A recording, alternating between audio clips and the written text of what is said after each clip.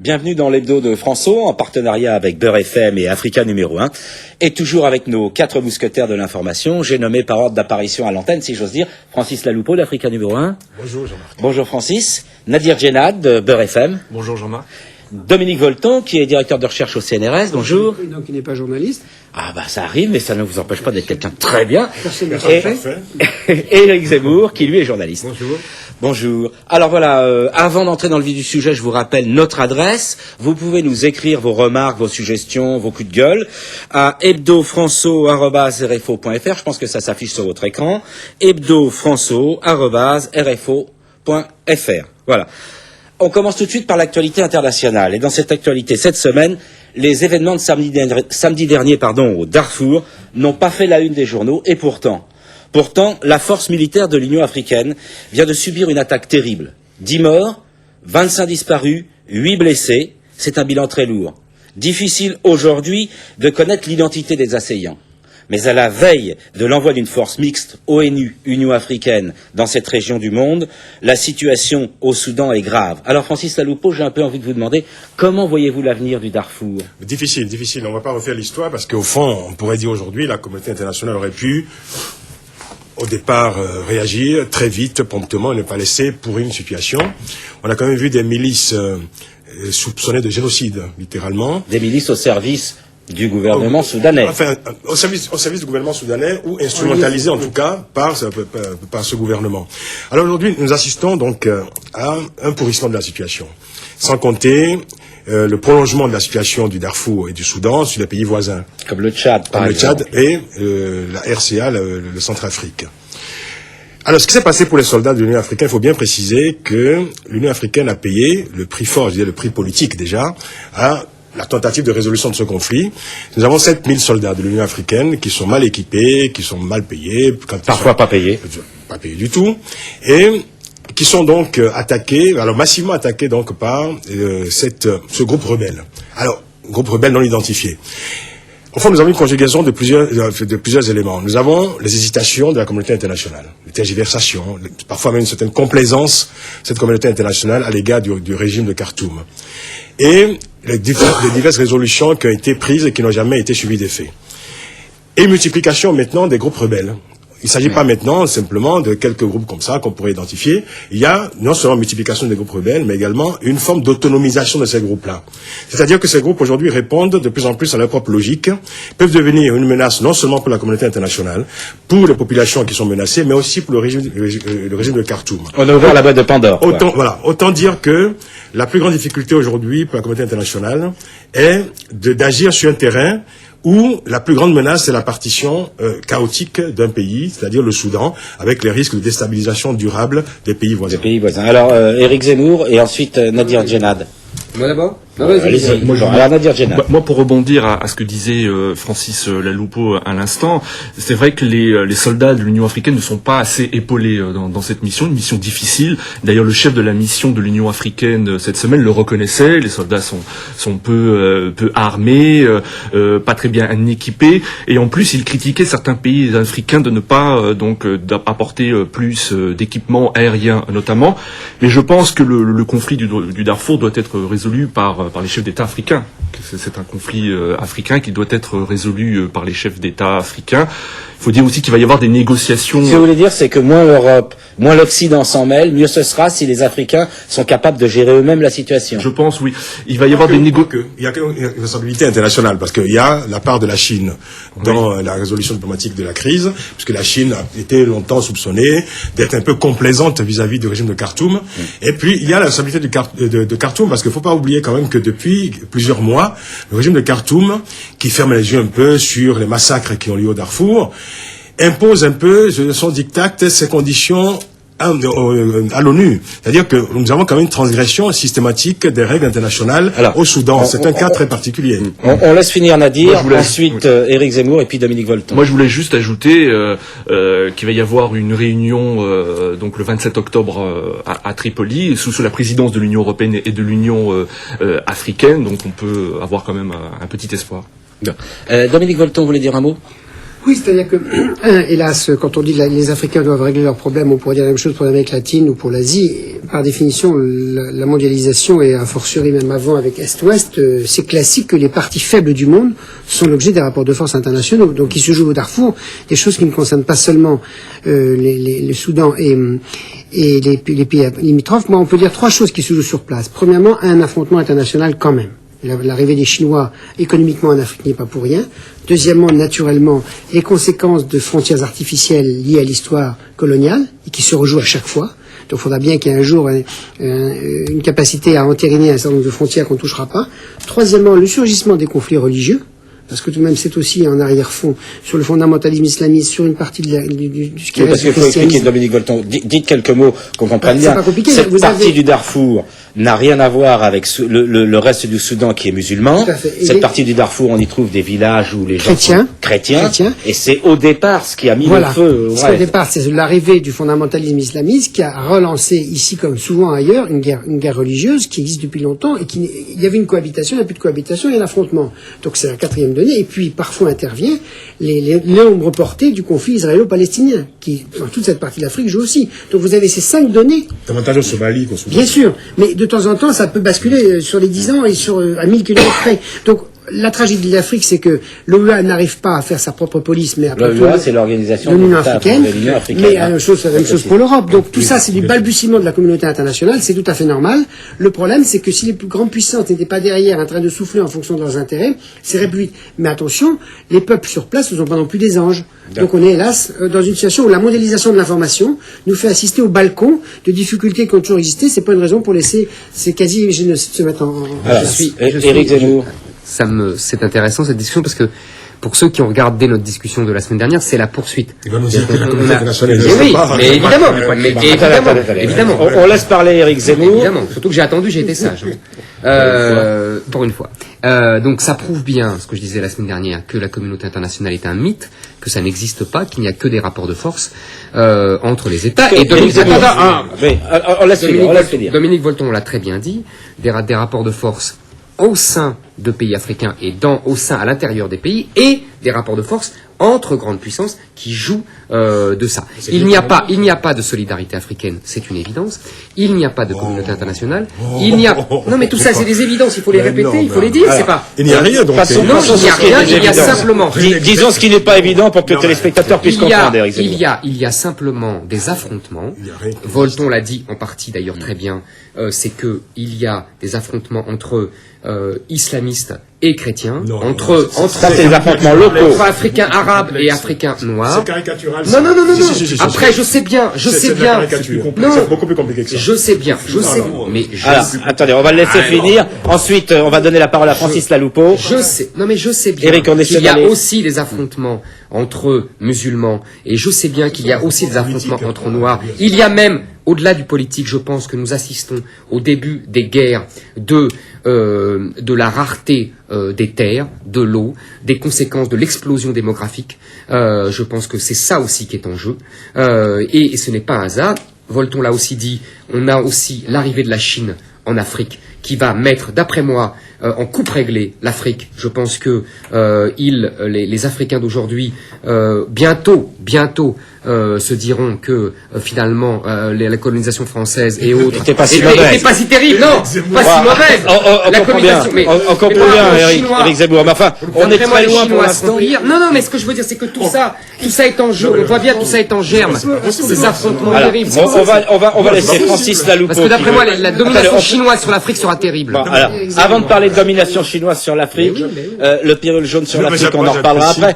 Francis Laloupeau, on fait un dernier tour de parole. Francis, Nadir. qui veut J'apprécie réagir. beaucoup quand même l'audace Mais oui, il d'Éric faut. Zemmour, qui dit, on va bientôt regretter. Non, c'est une La formule. colonisation. Ah non, mais c'est une formule, enfin, c'est une formule, je dirais. Par rapport à- que pour les- pour les- Bah, Eric, on va laisser Excusez-moi, Francis Laloupeau s'exprimer, J'espère s'il que vous les plaît. formules ont un sens quand même. Quand vous dites que les Africains vont bientôt regretter la colonisation française parce que les Chinois auront été sur le Encore terrain plus dur, africain, encore plus dur, je ne sais pas d'ailleurs, parce que c'est très intéressant parce que depuis quelques années, depuis qu'on On est voit quand la- même très loin de ce qu'on avait soulevé au départ. Hein. Non, mais alors, Francis, Non, mais si je peux répondre à Eric. Oui, oui. Il y a les mêmes personnes qui disent aux Africains, faites attention, vous savez, la Chine est un partenaire suspect parce que ils sont pas très regardants sur les droits de l'homme, sur les régimes politiques, etc.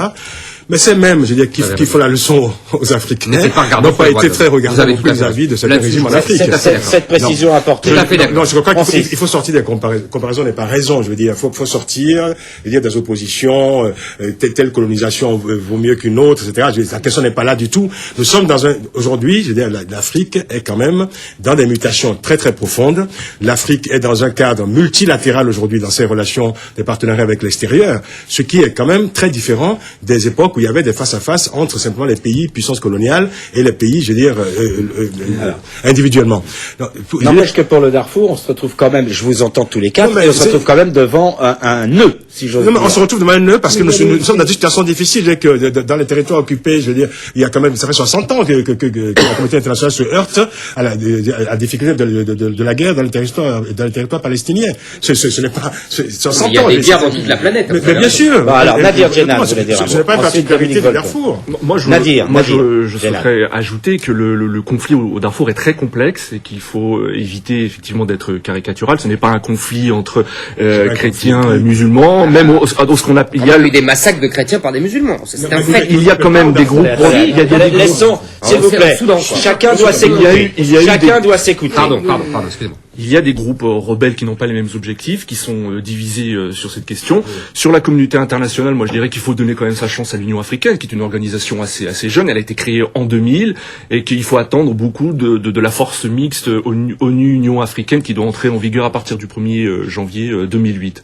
Ouais. Dominique Volton. 3 choses rapidement. Le premier, c'est que la mondialisation nous oblige à faire d'énormes efforts intellectuels et culturels pour comprendre des situations qui sont jamais les mêmes en Asie, en Afrique, en Amérique latine. Et la tragédie que nous faisons tous, c'est que nous tombons dans 3-4 stéréotypes. Et en fait, il faut comprendre que ce qui se passe au Darfour, c'est pas la même chose que ce qui s'est passé en République centrafricaine ou en République du Congo ou en Afrique du Sud. Donc, il faut du temps pour comprendre. Les événements vont vite, l'information va vite, mais la compréhension demande beaucoup d'efforts. Ça, c'est la première chose à dire. Deuxième chose, c'est que c'est vrai que l'Afrique est en train de s'internationaliser et donc est en train de changer de statut. Et c'est vrai qu'on va sortir d'un discours qui consiste à considérer que c'est toujours pathétique et catastrophique qui se passe en Afrique. Il y a d'énormes progrès qui s'y font quand même. Il faut arrêter de regarder toujours ça avec une forme de misérabilité et de condescendance. Et la troisième chose, parce que nous aurons 20 fois cet affrontement, on peut dire ce qu'on veut des difficultés de la communauté internationale, comme on peut dire ce qu'on veut des difficultés de la démocratie. Ce n'est pas parce que la démocratie a du mal à exister qu'elle n'existe pas. C'est pas parce que la communauté internationale, qui n'a même pas un demi-siècle d'existence, a du mal à se mettre en place, que ça supprime le rôle des États. Ça supprime évidemment pas le rôle des États. Et surtout, y a-t-il une autre solution? Simplement un effort de coopération. Et là, il faut reconnaître que par définition, le destin des hommes depuis toujours est de faire la guerre et qu'on en essaie de ne pas la faire. Il faut prendre toutes les procédures à notre disposition. Et la communauté internationale, c'est un moyen parmi d'autres, sur le plan régional, Amérique, Asie, de trouver des solutions de coopération, de discussion. Alors, voilà. vous m'apportez... Attends, Eric, parce qu'on n'est pas dans le meilleur des mondes. Je dis que la communauté internationale est défiée en permanence, depuis toujours même. Sinon, elle n'aurait peut-être pas besoin d'exister. Elle n'existe pas. Alors, écoutez, on va pas reprendre ce débat, on aura l'occasion. S'il vous plaît, Francis. L'ONU est défiée en permanence. S'il vous plaît. Pour trouver la solution la plus efficace. On reprendra ce débat un peu plus tard parce que je crois qu'on n'arrivera pas au bout de toute façon. Et surtout, puisque vous parlez d'organisation internationale, justement, ça m'amène, vous m'aider à aborder tout de suite le deuxième sujet. Alors, Dominique Strauss-Kahn vient d'être nommé à la tête du FMI. C'est un Français, socialiste de surcroît, à la tête de cet organisme. Est-ce que c'est dans l'ordre des choses, Nadir Djenad? Est-ce que l'opinion internationale ne pouvait pas s'attendre à autre chose? Ouais, dans l'ordre des choses, je ne sais pas, mais ce qu'on peut dire, c'est qu'il y a actuellement donc 2 socialistes qui dirigent des organisations internationales. Il y a Pascal Lamy qui dirige l'OMC, l'Organisation mondiale du commerce. La nomination de Dominique Strauss-Kahn, donc à la tête du FMI, m'inspire 2 réflexions. Tout d'abord, le mode de désignation du président du FMI doit être changé. Hein. Il n'est pas assez équitable. On sait très bien que c'est une règle tacite. Le directeur du FMI est un Européen et le président de la Banque mondiale est un Américain. Et, beaucoup de pays émergents trouvent cela injuste, notamment la Chine, l'Inde, le Brésil, qui souhaiteraient que la nomination soit plus équitable. Alors, Francis, Un petit mot sur la question. Alors, un petit mot sur la question. D'abord, la question. Parce que parler d'équité, est-ce que vous auriez un candidat? Est-ce qu'il y avait d'autres candidats possibles, par exemple? Non, parce que de toute façon, le mode de désignation n'est pas très transparent. Ça se passe souvent par des diplomaties parallèles, de couloirs, et c'est plus de la cooptation. Strauss-Kahn a fait un tour du monde, d'ailleurs. Hein. Oui, c'est de la cooptation au départ, et c'est une forme de lobbying international, où des grands de ce monde se réunissent pour désigner quelqu'un. Donc ce n'est pas très transparent, encore un effort pour être un peu plus démocratique que le FMI. Mais la question de fond qui se pose au fond, c'est à quoi sert le FMI aujourd'hui? Je me souviens, dans les années 70-80, des manifestations FMI, famine, misère, impérialisme. Elles vont revenir. Hein. Je pense que la preuve est déjà faite. Au fond, le FMI aujourd'hui, alors, DSK veut réformer le FMI. Alors, beaucoup se sont posé la question de savoir, est-ce que un socialiste est FMI compatible, en quelque sorte? Est-ce qu'il peut... Comme que Pascal Lamy soit OMC compatible. Voilà, c'est ça. Mais au fond, il faut que le FMI devienne plutôt simplement une organisation technique, efficace, c'est-à-dire une banque, et de moins en moins, justement, une instance idéologique. Parce que la difficulté, le problème essentiel du FMI a été pendant longtemps d'avoir, sous prétexte d'apporter des solutions à des pays, notamment les pays du Sud, leur imposer des cures d'austérité. L'amener avec lui essentiellement le catéchisme libéral et néolibéral, c'est-à-dire un comportement essentiellement idéologique, avec au bout un aveu d'échec retentissant. C'est-à-dire qu'il faut peut-être aujourd'hui ne plus considérer les pays qui sont demandeurs, je dirais, du concours du FMI comme une masse globale, uniforme et compacte, mais il faut peut-être que M. DSK nous invente une FMI à la carte qui puisse se pencher de manière technique, efficace, mais sans le catéchisme idéologique néolibéral. Alors, Éric Zemmour voulait dire un mot. je voudrais dire 2-3 choses. Premièrement, pourquoi c'est un Européen et un Américain? Parce que c'est des organisations créées en 1945 par les vainqueurs de la guerre. Faut pas oublier. Donc c'est les Occidentaux qui ont gagné la guerre contre l'Allemagne nazie et contre le Japon. Deuxièmement, ce qui est intéressant, c'est pourquoi effectivement, Francis a tout à fait raison, c'est un catéchisme libéral. Je dirais même libéral et libre-échangiste pour l'OMC. Et libre-échangiste pour l'OMC, c'est ça qui est intéressant. Et ce qui est intéressant, c'est que c'est deux socialistes qui sont à la tête, ce qui prouve bien que le socialisme, depuis 20 ans, est l'idiot utile du capitalisme financier, c'est-à-dire que il a permis, par son idéologie internationaliste, anti-nationale, anti-frontière et justement sur la communauté internationale, il a permis au capitalisme financier de s'étendre dans le monde entier et de répandre. Vous êtes en train de nous dire que le socialiste part de socialisme le dimanche et gère le capitalisme la semaine? Pas du tout, pas du tout. C'est ça. Je suis en train de pas du tout comprendre. Je pas du tout. Ça, vous parlez de la social-démocratie. Il règle ses comptes politiques internes. Mais pas du tout. J'explique quelque chose. Non, attendez. C'est très intéressant. Et troisièmement, et comme par hasard, c'est donc deux socialistes qui gèrent le mieux. C'est normal, puisque idéologiquement ils sont en phase avec ça. Et troisièmement, pourquoi deux Français? Ce qui est intéressant, c'est pourquoi deux Français? Parce que je pense que la haute fonction publique française a, d'abord par sa qualité intrinsèque, et ensuite par sa conversion à l'idéologie libérale et libre-échangiste, et à l'œuvre à vivier. Exactement, parce que au départ, la haute fonction publique française, c'était une haute fonction publique gaulo-sociale, bonapartiste. C'est comme ça que De Gaulle et Debray les avaient forgés. Et aujourd'hui, à partir des années 80, ils ont viré. D'ailleurs, ils sont devenus grands patrons de grandes entreprises internationalisées. C'est le culte de la mondialisation libérale et libre-échangiste. C'est très intéressant. Vous voulez dire que le socialisme aujourd'hui, c'est le meilleur serviteur du capitalisme et de son expansion? Financier, exactement ce que je dis. Pour reprendre son expression, c'est l'idiot du capitalisme. C'est pas mon expression, c'est l'idiot utile, c'est l'expression de Lénine. L'idiot utile, c'est l'expression de Lénine. J'ai lu les bons auteurs. Au moins, Éric Zemmour rend hommage à Lénine. Hommage à Lénine. Ça ne doit pas être si souvent dans une émission comme celle-ci, s'il vous plaît. Une seconde de silence. Bon, allez, Dominique Volton. Parce qu'on peut pas dire... présenter tout de même. Oui, mais on peut pas complètement, bien sûr, mais pas dire non plus n'importe quoi. Il y a deux camps idéologiques qui s'opposent, c'est vrai. Le camp libéral, et quand même, il faut reconnaître que le camp socialiste, depuis toujours, est internationaliste, mais l'internationalisme du socialisme, quelles que soient ses familles, a toujours été au contraire pour lutter contre le libéralisme mondial. Donc on ne peut pas dire que les socialistes sont les alliés objectifs des libéraux. Il faut quand même pas exagérer. Permettez, je peux finir. Et c'est vrai que je ne suis pas d'accord qu'on dit n'importe quoi, Dominique. C'est l'habitude, c'est énervant. Ce n'est pas ça. Vous avez l'extrême difficulté à vous taire quand d'autres parlent. Voilà. Parce que vous S'il vous plaît. Non, mais parce que quand on n'est pas d'accord avec vous, on dit entre nous. Je crois pas que ça apporte quoi que ce soit aux téléspectateurs de vous entendre vous regarder tous les deux comme ça. Ça ne dépend pas de vos opinions. Ça fait 150 ans que se battent deux idéologies. Une idéologie capitaliste libérale qui veut un seul marché dans le monde et une idéologie internationaliste socialiste qui veut absolument réguler autrement. Voilà, ça vous dépasse, ça me dépasse, ça dépasse tout le monde. On ne peut pas dire que l'un est serviteur de l'autre. Voilà. D'autre part, sur l'affaire de DSK, indépendamment indépendamment du fait qu'il y a des rapports de force et que c'est vrai que c'est pour l'instant l'Occident qui gère l'économie mondiale, Est-ce que ça peut changer un jour? Alors, ça, ce qui est intéressant, c'est que naturellement, l'équilibre mondial économique est en train de se basculer. CF, la manière dont le monde occidental se met complètement à quatre pattes devant la puissance chinoise, vaguement indienne et un peu brésilienne, mais que naturellement les puissances émergentes vont demander à juste titre qu'on rééquilibre. Et moi, ce qui m'intéresse dans les essais qui nous occupent ici, c'est que la mondialisation de l'information est un accélérateur de pensée critique là-dessus. C'est-à-dire non seulement les États disent attendez, on ne veut pas se laisser gouverner, et d'autre part, nous voulons participer, ce qui est tout à fait normal, et donc il va y avoir des rapports de force de plus en plus violents. Et du coup, par rapport à la fonction idéologique du FMI, qui a effectivement été le grand gendarme du libéralisme capitaliste classique libéral avec d'énormes échecs à juste titre, je pense que DSK va être pris dans une vraie contradiction. Ou bien il assume la continuité et il sera en contradiction avec lui-même, ses valeurs, la bataille familiale, ou bien il sera, même s'il vient de l'Europe, celui qui pourra peut-être être le premier à introduire une réforme pour plus de justice et plus de partage. On verra. Mais si je puis dire, il est au pied du mur, lui ou un autre, pour que de toute façon le FMI soit beaucoup moins les Golden Boys du capitalisme libéral américain. Et c'est un défi politique qui se joue devant le monde. C'est quand même entier. Intéressant. Bon, alors Francis Taloupo, un petit mot. Dans le prolongement de ce que vient de dire Dominique, c'est vrai qu'on va peut-être assister à une FMI plus modeste en quelque sorte.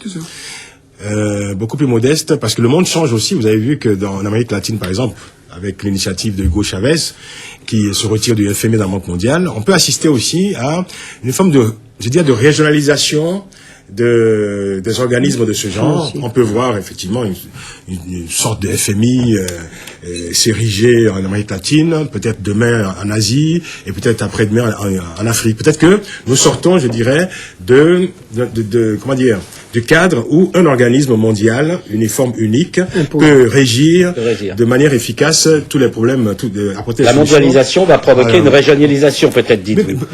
Mais parce que le monde est à la fois mondialisé, si je puis dire, avec des questions, je dirais, qui sont partagées, des problèmes partagés par tous, mais il y a aussi des identités régionales, il y a aussi des spécificités régionales. On ne peut pas aujourd'hui, je veux dire, appliquer sur le monde. On ne peut pas prendre un même moule pour tout le monde. Et moins encore depuis la chute du mur de Berlin, parce qu'aujourd'hui, il y a un besoin de diversité politique extraordinaire. Nadir Djenad. Plus encore qui a d'une Nadir Djenad, bien sûr, ensuite on termine sur ce point. Je voudrais juste ouvrir une autre page à ce débat. Moi, je me pose la question, parce que bon, faut bien penser à la présidentielle de 2012, que va faire Dominique Strauss-Kahn, donc on lui a posé la question. Voilà, que va faire Dominique Strauss-Kahn? Va-t-il aller jusqu'au bout de son mandat et donc dans ces cas-là tirer un trait à ses ambitions présidentielles, ou va-t-il démissionner avant? Mais en tout cas, s'il va au bout de son mandat, donc à la tête du FMI, je pense que le président de la République, Nicolas Sarkozy, se verrait privé d'un rival plus que sérieux pour cette présidentielle. Encore faut-il que d'ici 2012, il soit encore désiré ou désirable. Oui. Ouais.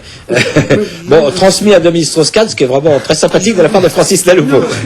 Dominique Volton. Sur le débat de fond que vous avez évoqué tous les deux, c'est une vraie question. Est-ce qu'on peut appliquer des solutions uniques au monde? Bien sûr que non. Donc c'est clair qu'il va falloir qu'on différencie les solutions, que ce soit sur le plan financier, économique ou bancaire. Mais en même temps, si la communauté internationale ou les grands organismes internationaux, comme l'ONU, le FMI, ne sont pas capables à la fois d'avoir une vision globale et de tenir compte des régions, alors ce sera l'éclatement de ce qu'on appelle le monde, et à ce moment-là, une fuite dans chaque sous-continent et sous-région. Donc par conséquent, on est face à un double défi. On ne peut pas imposer des solutions uniques au monde, c'est clair. Il faut tenir compte des différences culturelles, religieuses, politiques, sociales, la fameuse connaissance dont je parlais tout à l'heure. Il faut connaître les différences des pays. Mais en même temps, si on veut que le monde ait un minimum de cohérence, alors il faut à la fois tenir compte des différences et ne pas aller dans l'éclatement. Si on va vers l'éclatement, c'est la guerre civile mondiale. On comprend bien, Dominique Volton. Éric Zemmour, en peu de temps, j'aimerais qu'on avance un peu. Une phrase simplement, parce que si on veut tenir compte des ensembles régionaux ou des sous-ensembles régionaux, que sais-je, ou nationaux, etc., il y a la question du libre-échange et du protectionnisme se pose.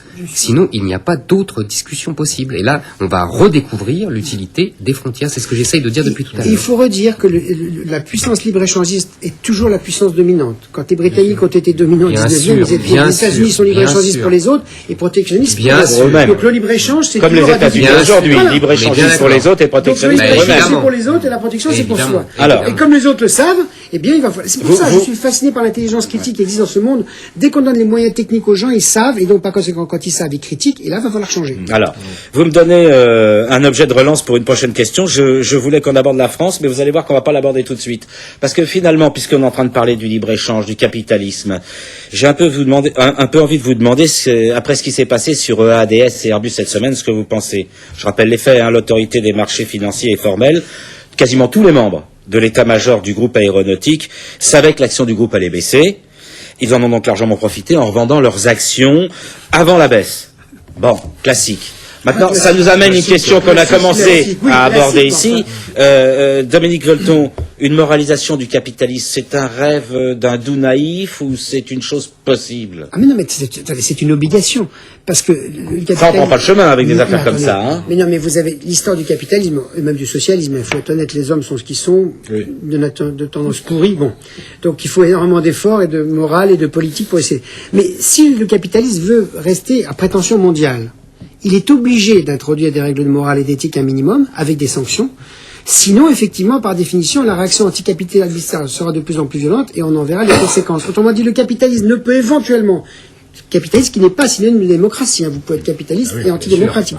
Mais si on veut allier un peu les deux, et c'est comme ça que l'Occident le fait, allier le capitalisme et la démocratie, on ne peut le faire qu'en étant capable de faire de la police sur des délits d'initiés comme ça. Et c'est vrai que c'est tragique. Donc là, qu'est-ce qu'il faut faire, là, concrètement? Écoutez, on est obligé à ce moment-là de monter des opérations judiciaires en donnant aux justices les moyens de faire des investigations là-dedans, parce que ça coûte très cher, et le monde judiciaire n'a pas les moyens d'investiguer rapidement dans la puissance financière mondiale, donc on a un déséquilibre. Il faut absolument donner à la justice les moyens d'investir là-dedans, de faire des sanctions, et qu'elles soient rendues publiques. D'autant que l'information, je reviens toujours à ça, fait que tout le monde est au courant de ça. Et donc, par conséquent, le capitalisme, d'une certaine manière, il est prêt à son propre piège. S'il veut qu'on le respecte, il faut qu'il soit capable de faire sa propre police. Alors, Nadir, d'après vous, le capitalisme peut faire sa propre police et les actionnaires vont rembourser? Oui, effectivement, mais pour revenir à l'affaire EADS, je pense que c'est quelque chose de vraiment très grave. Ça me rappelle un sondage publié il y a quelques années par un quotidien qui disait que le capitalisme n'a vraiment pas la cote auprès des Français. Je me souviens que d'après ce sondage, 51% des personnes interrogées voyaient le libéralisme comme quelque chose de négatif. Et je pense qu'avec ce genre d'affaires, la méfiance vis-à-vis du capitalisme va ne faire qu'augmenter. Et de plus, je dirais que les extrêmes aussi se régalent de ce genre d'affaires, parce que bon, on voit que l'argument, par exemple, de l'extrême droite a été souvent tous pourris, tous corrompus. Mais cela dit, il faut pas mettre tout le monde dans le même sac. Je note la réaction très ferme de la présidente du MEDEF, Laurence Parisot, qui n'avait que mépris pour les auteurs de délits d'initiés. Oui. Il y a une chanteuse qui est morte il y a quelques années, qui s'appelait Dalida, qui chantait Parole, Éric Zemmour. Eh ben alors, justement, c'est ce que j'ai exactement, ce que j'allais dire, c'est-à-dire que le délai d'initié, c'est ce terme-là est récent, mais en fait, c'est le propre de la bourse depuis toujours. Il suffit de lire Zola, Balzac, il n'y a que des délits d'initiés. Il n'y a que ça. Donc, bon, ça m'a... Bon. Comme on disait du temps de la religion, c'est consubstantiel à l'existence de la bourse. C'est exactement ça, c'est consubstantiel. Par ailleurs, là, ce qui est... la religion sont toujours là, hein. Sur la psychologie humaine, c'est aussi intéressant parce que ça prouve que les gens ne sont jamais assez riches. Parce que les gens qui ont vendu, il y a des gens quand même très riches déjà. Oui. Donc ça, moi, ça a l'air de vous laisser pantois. Non, ça me laisse pas pantois. Je suis toujours, vous savez, je suis un pessimiste profond. Donc pour moi, la nature humaine est mauvaise. Donc ça ne me laisse jamais pantois. Mais j'avoue que c'est... Là, elle est vraiment mauvaise. Voilà, là, elle est vraiment mauvaise. Alors, encore. Le problème, d'après moi, c'est pas... Alors, d'après moi, c'est pas la moralisation du capitalisme. Le capitalisme est fondamentalement amoral, et c'est pour ça que ça fonctionne. Mais je pense en revanche que normalement dans un système démocratique classique comme on a connu depuis 50 ans, c'est à l'État de lutter contre les inégalités, ce vieux mot qu'on n'emploie plus aujourd'hui. Non, ce que je veux dire, c'est que je pense que c'est une... Là, les inégalités ont explosé. C'est-à-dire que depuis 20 ans, depuis la mondialisation. Oui, exactement, globalement. Et le problème, c'est que là, manifestement, l'État, et c'est là qu'il va falloir creuser, parce que moi je suis pas un spécialiste, mais manifestement, l'État a laissé faire. Il semble que du temps du ministère du budget de Thierry Breton, on est laissé faire. Voilà, alors on n'a pas... on dit qu'on n'était pas au courant, qu'on n'a pas vendu les actions de l'État. Voilà, l'État n'a pas vendu ses actions. L'État n'a pas vendu ses actions. Mais il a laissé faire des gens Et ça, c'est vraiment très choquant. C'est libéraliste, laisser faire, laisser passer. Hein. Je suis bien d'accord, c'est bien ce que je dis. Attendez, il y a notre ami Francis Laloupo d'Africa numéro 1 qui veut s'exprimer. Essayons de rêver un peu. Au fond, on est quand même dans un monde depuis 1990, avec une pensée unique, et on a le sentiment, et s'appuie sur une réalité, c'est que, après que deux blocs se soient affrontés pendant 50 ans, on a dit la pensée unique, néolibérale, on parle de néoconservateurs, d'ultralibéraux, etc. Et au fond, tant qu'il n'y aura pas de contrepoids, et que le monde marche sur deux jambes, tant qu'il n'y aura pas de contrepoids à un système, on aura forcément des abus de ce genre-là. Vous dites quand même pas, Francis, que vous regrettez l'existence de l'Union soviétique. Non, je regrette simplement le fait qu'il n'y ait pas une offre idéologique et politique. Il n'y a pas que moi qui regrette les monstres d'antan. Eric, non, on laisse parler Francis. Je pouvais pas m'empêcher. Qui puisse contrebalancer, créer cet équilibre nécessaire au monde, quoi. Et, je veux dire, un système qui est dominant, unique, ne peut pas être la police de lui-même. Ne peut pas être sa propre police. Donc, je crois que les Donc scandales vous dites qu'on reverra des choses comme ADS. on a vu aux États-Unis, les plus grands scandales de ces dernières années, c'était aux États-Unis. Ils sont en prison, les dirigeants. Ce qu'on voit aujourd'hui ici également. Et on demande donc à ce système de faire sa propre police. Alors, pour ce qui nous concerne, pour la France, je vais juste noter pour finir que, en matière de moralisation, il faut peut-être observer que nous avons là la manifestation la plus choquante de ce qu'on peut considérer comme un capitalisme de connivence. Parce que quand on voit les amis des amis, c'est les copains, les coquins, les copains, on remonte quand même très haut, même au gouvernement. Hein. Et il y a quand même aujourd'hui l'implication, en tout cas, il y a la responsabilité du gouvernement qui est mise en cause. Il y a au moins la passivité. Il y a la passivité. Alors, on va laisser la justice faire son travail quand même. Quand on voit les personnes qui sont impliquées et les personnes qui sont de leur entourage, les amis des amis, etc., évidemment, on peut considérer que la population peut avoir un grand doute, non seulement sur les institutions, sur les personnes qui gouvernent, que ce soit les entreprises ou simplement au niveau de l'État, mais également sur simplement la capacité de l'État à pouvoir assurer l'impartialité des organisations qui sont censées réguler, je veux dire, l'économie nationale. Est-ce que l'État peut aider à régler ce problème? Est-ce que le capitalisme peut faire sa propre police? Ou est-ce qu'on n'aura pas tout le temps des soubresauts de ce genre? En forme télévision, 1h30, pas plus. Je pense pas que tout le monde... Bref. Je sais, c'est difficile. Non, c'est pas ça. Je pense pas. Sur le fond, plus vous avez de dérégulation... Deux choses. Un, ça a été un progrès, la mondialisation, paradoxalement, parce que c'était un des moyens, on se souvient pas, de lutter contre l'affrontement Est-Ouest. Donc, parler de mondialisation, c'était un moyen de dire, on va pouvoir sortir de l'Est-Ouest. Et à partir du moment où Est-Ouest est tombé, on est tombé, hélas, non pas sur une mondialisation démocratique, mais sur une capitalisation du monde. Et cette capitalisation du monde, elle a des aspects positifs, mais d'énormes aspects négatifs, augmentation des inégalités. Du coup, la question de la réglementation se pose. Et à mon avis, elle doit se faire de trois manières. Un, par le renforcement du rôle des États. Deux, par l'existence d'organisations régionales comme l'Europe ou en Amérique latine ou en Asie. Et trois, naturellement, par un renforcement des organisations internationales. Et il faut qu'il y ait de la vertu aux trois niveaux, ce qui n'est pas évident parce que ce sont les mêmes hommes qui font de la spéculation et qui sont dans les États, dans les organisations régionales ou au niveau international. Alors sur l'État, qui est la base historique la plus forte, ça ne peut jouer naturellement le renforcement du rôle de l'État simultanément à l'augmentation de la mondialisation. Il faut faire les deux, mondialisation et renforcement du rôle de l'État, ou renforcement des régions, ou renforcement de l'international, mais à condition que ceux qui gèrent les États soient honnêtes. Parce que du coup, si les États sont pas honnêtes, les citoyens de base ne croiront plus à rien. Et à ce moment-là, ça fait le populisme, qui est le risque principal dans les pays riches.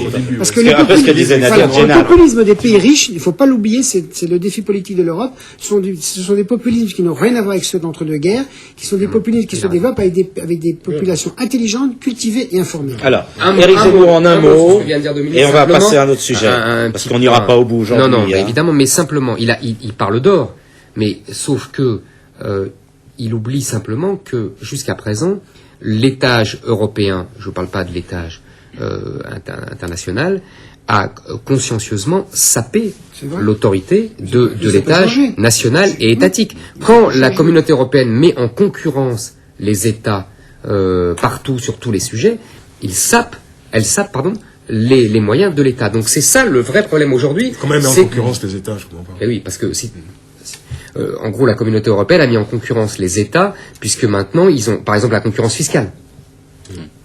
On peut choisir l'endroit où implanter son entreprise en fonction des charges, des taxes. L'Europe, ça avance par erreur et tâtonnement. C'est vrai que l'Europe a été saisie d'une vague libérale incroyable depuis 20 ans. Pas avant, pas dans les années 70. On est d'accord. Depuis 20 ans. C'est bien ce que je dis. Et comme on en voit les effets négatif de cette vague libérale et que le libéralisme... Vous qui êtes un éternel optimiste, contrairement à Eric, vous pensez qu'on va trouver des moyens de redresser. Écoutez, la seule chose qui sauve le monde, c'est quand il n'y a pas de guerre. Quand il y a des guerres, c'est la tragédie. Et ce qui sauve les démocraties, c'est qu'il leur faut du temps, parce qu'elles sont homéostatiques. Et ce qui détruit une démocratie, c'est quand la guerre s'installe. Donc là, on a fait pas mal d'erreurs, de trop de libéralisme en Europe depuis un temps. La prise de conscience se fait. Pourquoi ne pas imaginer tout simplement qu'il y aura un rééquilibrage du rôle des États, d'autant que les peuples ne sont pas prêts à abandonner du tout leurs identités nationales pour l'instant, et que du coup on arrivera à trouver un équilibre en Europe. Un tout petit mot, la prise de conscience, un tout petit mot, la prise de conscience se fait, oui Dominique, en France, mais en Europe aussi. Moi je crois que pour l'instant, en tout cas, on est très minoritaire sur ce sujet dans les 27, c'est tout. Bon, là encore, je pense qu'on aura de nombreuses raisons d'y revenir au cours de l'année sur l'information. Alors, moi, je voudrais qu'on revienne un peu en France. Là, cette semaine, on a assisté quand même à quelque chose d'un petit peu curieux.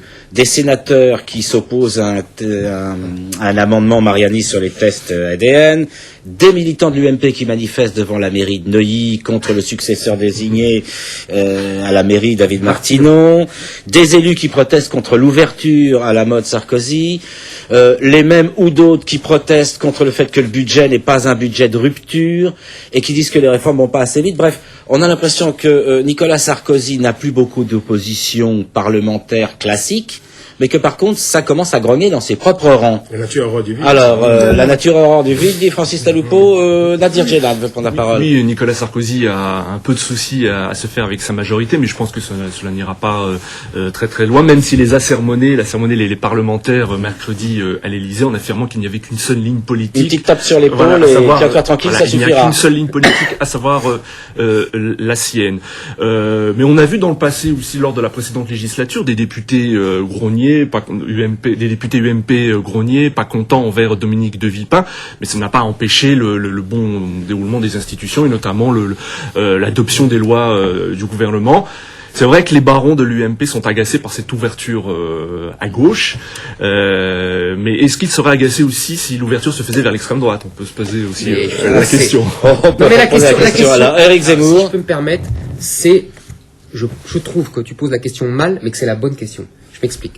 Non, mais je me permets d'entendre ça. Professeur Zemmour, vous avez peut mieux faire. Non, mais parce que l'extrême droite, c'est tout de suite diabolisé. Alors que moi, je voudrais expliquer. Non, si j'ai la droite extrême, alors. Non, c'est pas ça. C'est si j'ai le droit d'avoir 1 minute pour expliquer, ça me plairait. 1 minute, j'ai dit. 1 minute, montre en main.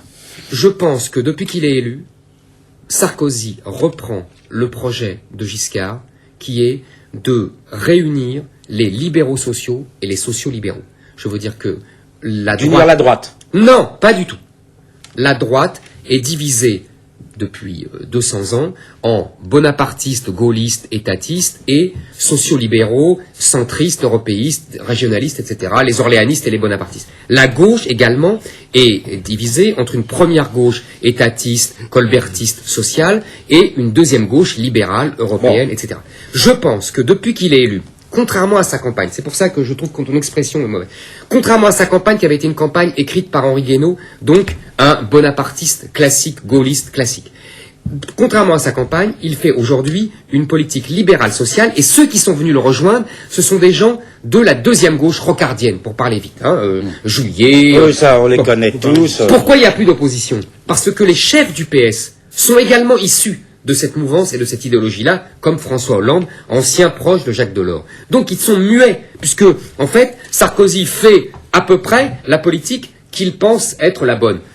Je caricature, je l'accorde Dominique, mais modification des régimes spéciaux. Dire que Sarkozy fait la politique que souhaite François Hollande, c'est un peu rapide. Oui, c'est un peu rapide, mais c'est pas faux. Prenons par contre des exemples précis. Ben oui, prenons des exemples régimes précis. spéciaux, réforme des régimes spéciaux, réduction du périmètre étatique, remise en cause des 35 heures. Tout ça, c'est pas. Je reconnais que je tire un peu, mais ce que je veux dire, c'est qu'il y a des lignes. Et pourquoi là où il sent quelque chose de juste, c'est que il y a à droite une droite classique, bonapartiste, etc., qui ne se reconnaît pas dans cette alliance-là et qui est furieuse de ce qui se passe. Au-delà des problèmes de place, évidemment, voilà. Des problèmes on comprend bien. Vous posez le problème à un niveau politique. Alors, on va demander à Dominique Volton, et puis ensuite à Francis de réagir. 2 choses simples. C'est pas parce que des forces politiques opposées se mettent d'accord sur le fait qu'il faut traiter 3, 4, 5 sujets qu'ils ont la même approche du sujet. C'est pas parce que tout le monde considère qu'il faut traiter la question des réformes, la question de la réforme de l'État, que les visions sont les mêmes. Donc, faut pas confondre. On peut se mettre d'accord sur un agenda de questions sans qu'on soit d'accord sur les philosophies politiques. Non. On peut pas dire aujourd'hui qu'en gros, la philosophie politique de M. Sarkozy soit la même chose que enfin, voilà, ça, on peut tout dire. Donc, sur l'économie et le social et l'Europe. Attendez. Je crois pour préciser qu'effectivement, il n'a pas parlé de l'ensemble de la philosophie, il a parlé de certains secteurs. Pour que les choses soient claires, il ne s'agit pas de prendre parti, mais que les choses soient claires. Il faut dire encore une chose, c'est pas parce que vous avez un certain nombre d'hommes de gauche qui sont libres de leurs actes, qui rejoignent un gouvernement, que ça veut dire que quelque part il y a une collusion entre la politique de Sarkozy et la gauche. Les hommes ont le droit d'être d'accord. Tous les socialistes n'ont pas rejoint le gouvernement. Bien sûr, exactement. Bon, qu'il y ait des recouvrements, mais c'est pas parce qu'il y a des recouvrements qu'ils pensent la même chose. C'est ce que je voulais dire.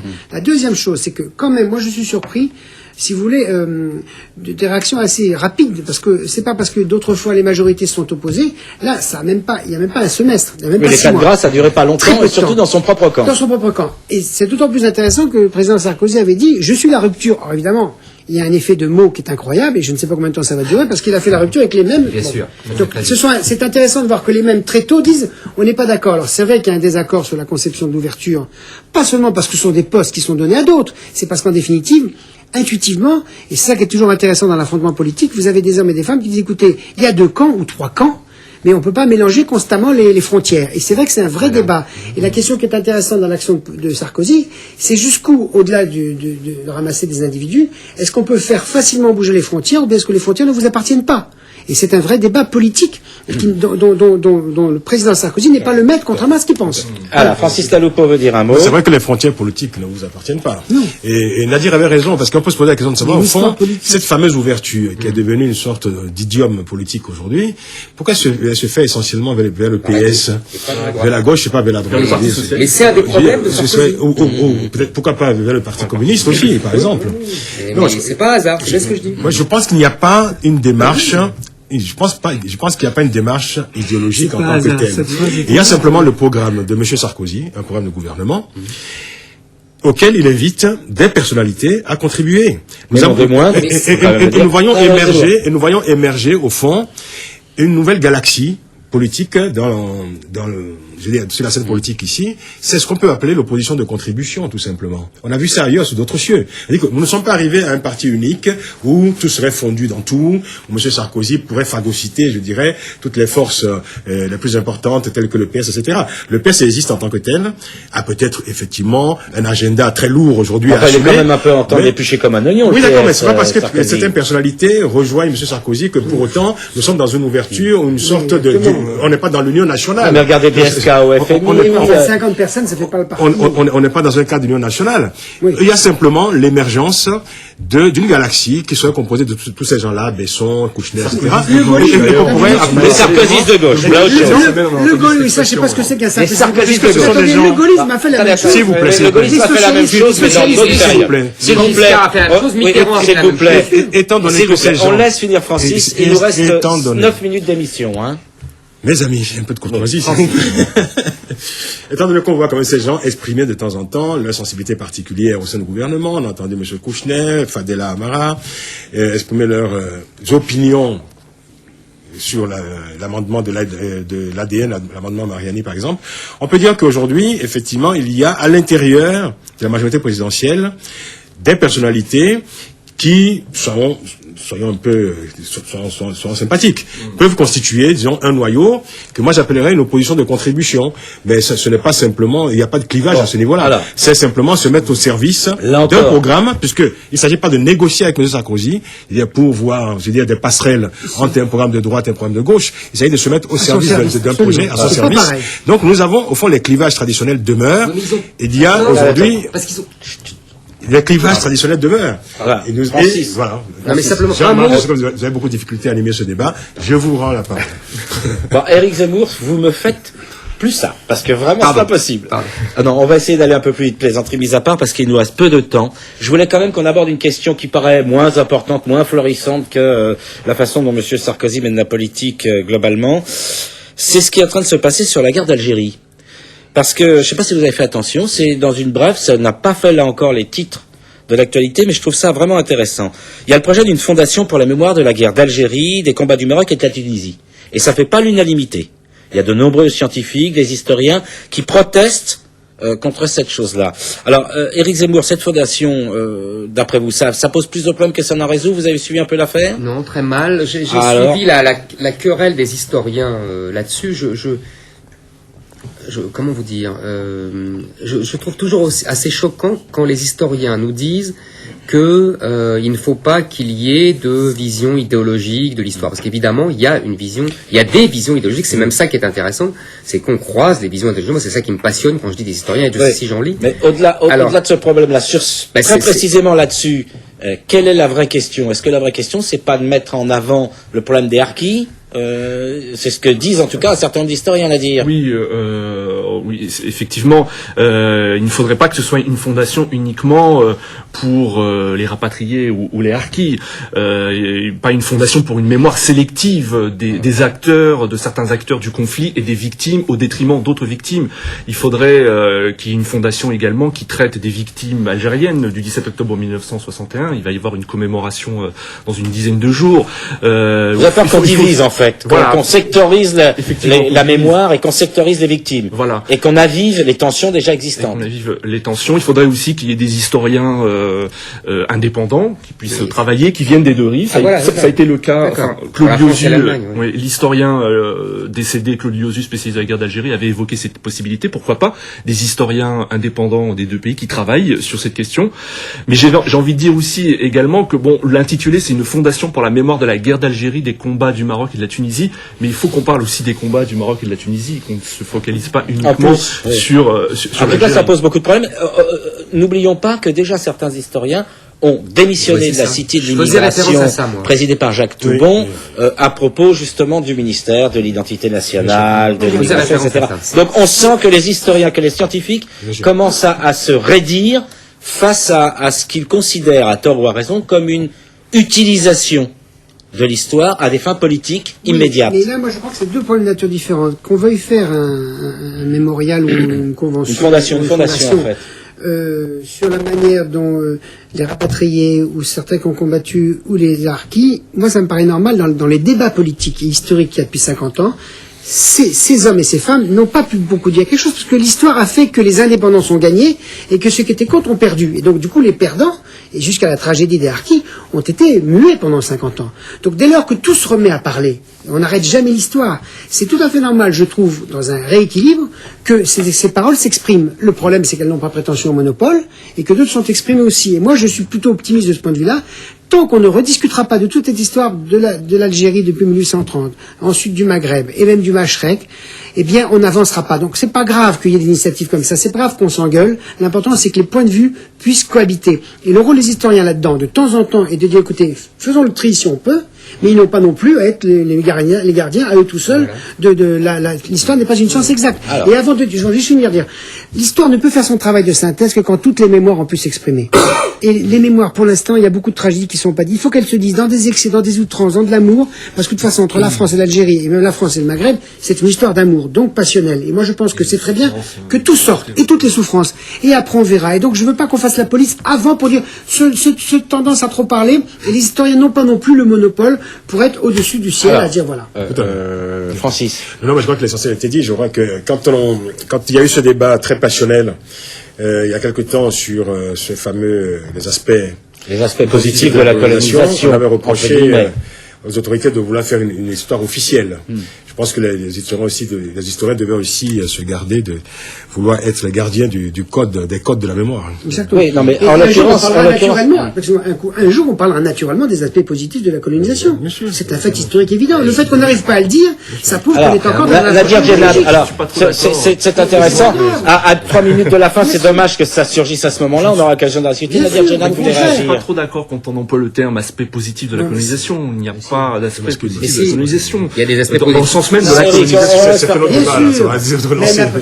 On va s'arrêter là parce qu'on est quasiment à la fin. Exactement. Alors, je dis pas que c'est une caution. Dominique Les aspects positifs de la colonisation romaine. Non, mais attendez. C'est ça, s'il vous plaît. Je pense que, pas parler d'histoire et de mémoire en France sans que ça devienne un débat passionnel. Il faut quand même s'interroger pourquoi. C'est normal, nous sommes un peuple historique et politique. Oui. Oui. Ça, c'est Au vrai. moins, c'est ça Enfin, qu'on a en commun. l'histoire Ce n'est que je pas voudrais, toujours, ce que je voudrais. Il nous reste rendez-vous 2 tout minutes le temps. d'émission.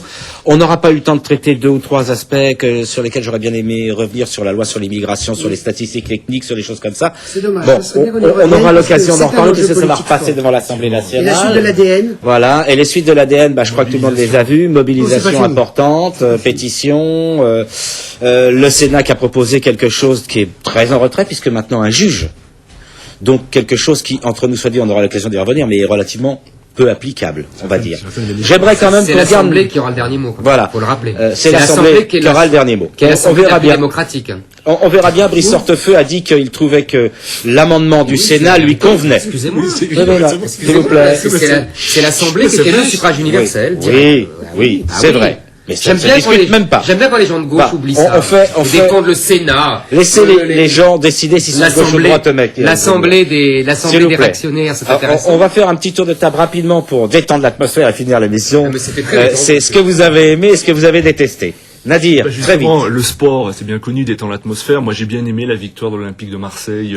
Oh là, vous faites peur, bon. Ce soir, il y a un match terrible. À Anfield Road terrible. contre Liverpool, une petite victoire 1-0, mais une victoire quand même, ça fait du baume au cœur étant donné le parcours pas très brillant des équipes françaises en Coupe Alors, d'Europe. Éric Zemmour, Alors, il moi, a aimé je- quelque chose vite. Parce Non, qu'on très me dit vite. qu'on est à la fin. J'espère que l'arrogance des All Blacks va se retourner contre eux demain soir. Ah, Parce bah que ça, sinon c'est on sera intéressant. écrasé. Donc j'espère que le seul élément en notre faveur, c'est qu'ils sont tellement sûrs de gagner qu'ils peuvent peut-être perdre. Voilà. Bon, C'est- bah, c'est- au moins, on partagera un espoir avec Éric Zemmour Voilà. aujourd'hui. Dominique Volton. Oui, moi, ce qui, je trouve, est un fait positif de la semaine, surtout depuis notre débat de la semaine dernière, c'est la manière dont le Front anti-ADN s'est constitué, en réunissant des gens de droite, de gauche, laïcs, croyants. Enfin, donc ça veut dire quand même qu'il y a un tissu démocratique qui existe au-delà des frontières politiques et qui dit il y a un certain nombre de pratiques qu'on ne peut pas mettre en place, quelles que soient les Parce que là, intentions. ça va de Charles Pasqua à Bien Charlie sûr. Hebdo. Donc voilà. Et donc ça lesquels veut dire- ont eu quelques ennuis l'un et l'autre Et je trouve ensemble, que- si et j'ose franchement, dire. c'est rare des moments démocratiques comme ça. Et ça, bon, tout le monde fait des erreurs, tous les gouvernements en ont fait. Donc il faut reconnaître qu'on fait une erreur, que c'est pas la manière d'aborder une question monstrueusement compliquée comme l'immigration. Et donc par conséquent, je trouve que ça, c'est bien. Il y a un tissu Il y a démocratique. un tissu très démocratique. fort. Voilà. Francis, Il est débutatif. Hein. rapidement, parce qu'on a fini l'émission, là, officiellement. Alors, très rapidement, moi j'ai beaucoup aimé le livre de Bill Clinton, ancien président américain, qui s'appelle Donner. Et heureusement, ce n'est pas un bouquin, c'est pas un énième couplet compassionnel sur l'état du monde qui va mal, etc. Il y a un aspect très intéressant dans le livre, c'est de montrer comment l'action individuelle, l'action citoyenne peut se combiner Se avec compléter l'action de l'État. celle de l'État pour peut-être rendre le monde meilleur. Voilà, rendons le monde meilleur. C'est en tout cas le souhait de Francis Laloupeau et celui de nous tous ici. Nous, on essaie en tout cas de se retrouver la semaine prochaine. Merci de votre fidélité.